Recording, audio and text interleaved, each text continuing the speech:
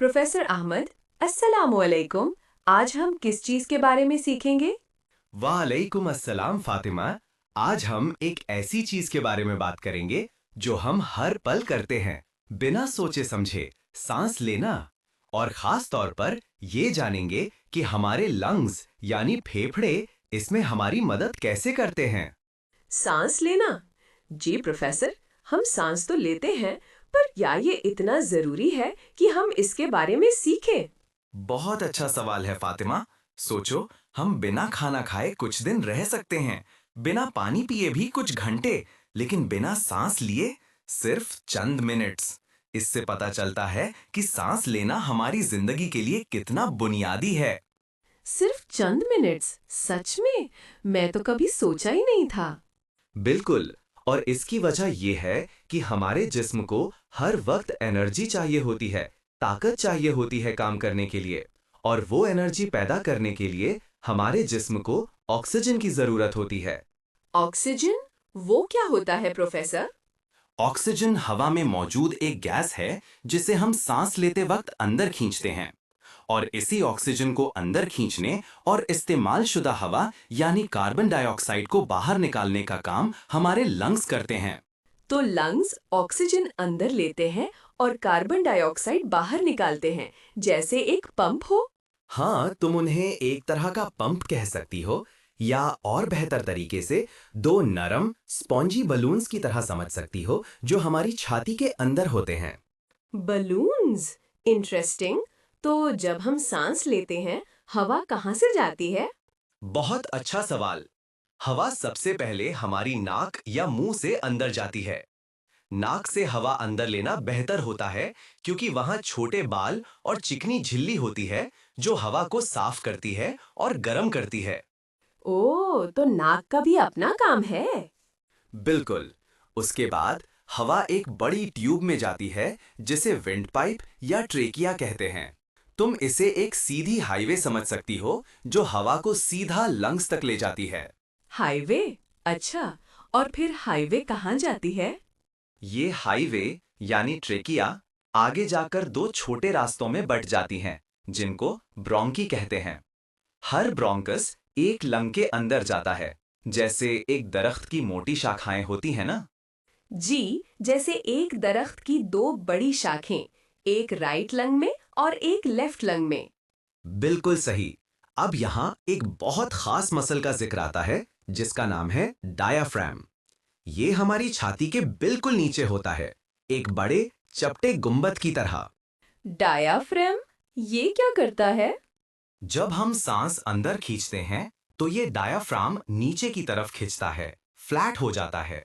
सोचो, जब तुम किसी बॉटल को दबाते हो तो उसमें से हवा बाहर निकलती है, और जब तुम उसे छोड़ते हो तो हवा अंदर आती है।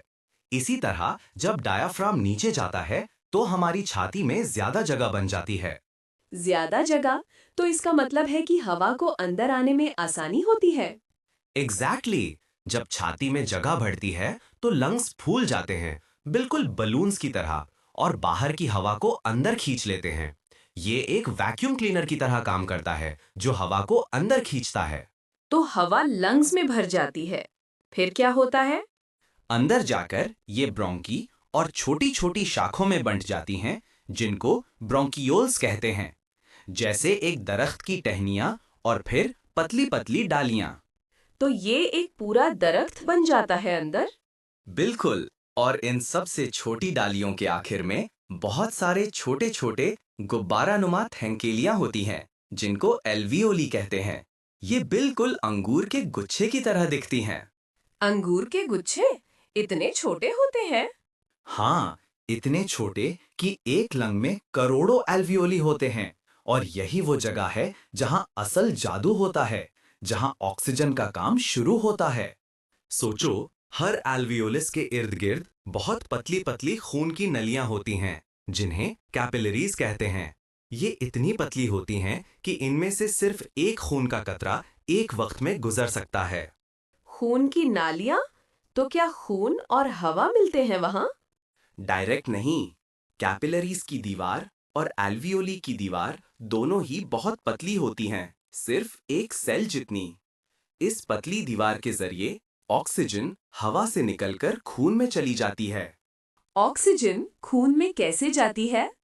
यह डिफ्यूजन कहलाता है। सोचो, अगर तुम एक कमरे में खुशबू छिड़को तो वो धीरे धीरे पूरे कमरे में फैल जाती है ना।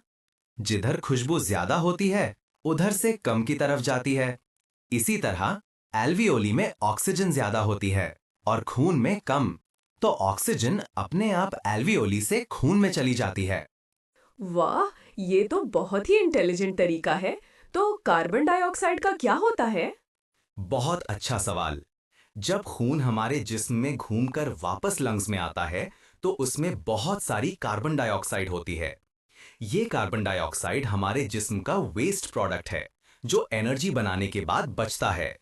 तो वो कार्बन डाइऑक्साइड खून से निकलकर कहाँ जाती है? बिल्कुल उल्टा प्रोसेस। खून में कार्बन डाइऑक्साइड ज्यादा होती है और एल्वियोली में कम, तो कार्बन डाइऑक्साइड खून से निकलकर एल्वियोली में चली जाती है, जैसे तुम्हारा कचरा बिन जहां तुम वेस्ट फेंकते हो। तो ऑक्सीजन अंदर आई और कार्बन डाइऑक्साइड बाहर गई। और फिर हम सांस बाहर कैसे निकालते हैं? जब ऑक्सीजन खून में चली जाती है और कार्बन डाइऑक्साइड एल्वियोलाई में आ जाती है, तो हमारा डायफ्राम वापस ऊपर की तरफ जाता है और हमारी छाती के मसल्स भी रिलैक्स करते हैं। इससे छाती में जगह कम हो जाती है। जगह कम हो गई तो हवा बाहर निकल जाती होगी। बिल्कुल, लंग्स पर दबाव पड़ता है और वो कार्बन डाइऑक्साइड से भरी हवा को उसी रास्ते से बाहर निकाल देते हैं। ब्रोंकियोल्स, ब्रोंकाई, ट्रकिया और फिर नाक या मुंह से बाहर। ये एक डब्बे को दबाने जैसा है जिससे अंदर की हवा बाहर निकल जाती है। सुभान अल्लाह, ये तो एक पूरा सिस्टम है। मैं तो कभी सोचा ही नहीं था कि सांस लेना इतना कॉम्प्लेक्स प्रोसेस है। ये अल्लाह ताला की कुदरत है फातिमा। हर चीज कितनी खूबसूरती से बनी है। तो सीधी बात यह है, लंग्स हमारे जिस्म के लिए ऑक्सीजन अंदर खींचते हैं और कार्बन डाइऑक्साइड बाहर निकालते हैं।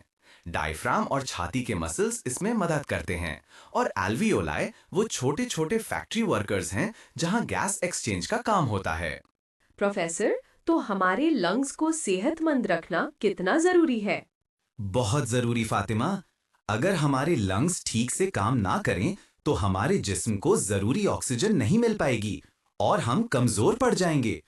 इसलिए साफ हवा में सांस लेना, एक्सरसाइज करना और स्मोकिंग से दूर रहना बहुत जरूरी है। जी प्रोफेसर, आज मुझे बहुत कुछ सीखने को मिला। अब मैं सांस लेते वक्त भी इस पूरे सिस्टम के बारे में सोचूंगी। जज़ाकल्लाह खैर। वाह याकी फातिमा, मुझे खुशी है कि तुम्हें समझ आया। अल्लाह हाफिज। अल्लाह हाफिज प्रोफेसर।